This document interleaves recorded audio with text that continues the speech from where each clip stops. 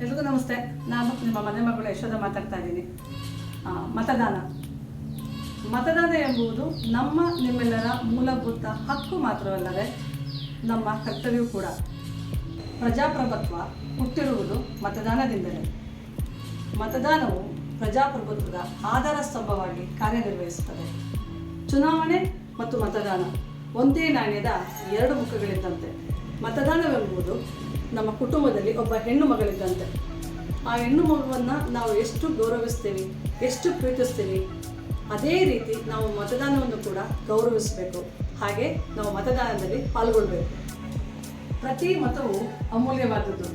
ಮತದಾನದ ಮಹತ್ವವನ್ನು ತಿಳಿಯೋಣ. ಮತದಾನದ ಮಹತ್ವವನ್ನು ಮತ್ತೊಬ್ಬರಿಗೂ ತಿಳಿಸೋಣ. ಮತದಾನ ಮಾಡೋಣ. ಯಾವುದೇ ರೀತಿಯ ಆಸೆ ಆಮಿಷಗಳಿಗೆ ಬಲಿಯಾಗದೆ ನಿರ್ಭೀತಿಯಿಂದ ಮತದಾನ ಮಾಡೋಣ. ನಮ್ಮ ಮತದಾನದ ಜವಾಬ್ದಾರಿಯನ್ನು ನಿಭಾಯಿಸೋಣ.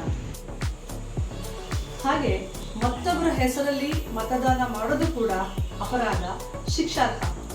ಆಯ್ಕೆ ಮಾಡುವಾಗ ಸರಿಯಾದ ಅಭ್ಯರ್ಥಿ ಅಥವಾ ಅರ್ಹ ಅಭ್ಯರ್ಥಿಯನ್ನು ಆಯ್ಕೆ ಮಾಡೋದರಿಂದ ನಮ್ಮ ದೇಶದ ಹಾಗೂ ನಮ್ಮ ಮುಂದಿನ ಭವಿಷ್ಯಕ್ಕೆ ಒಂದು ಬುನಾದಿ. ನಿಮ್ಮ ಒಂದು ಮತದಿಂದ ದೇಶದ ಭವಿಷ್ಯವನ್ನು ಬದಲಾಯಿಸಬಹುದು.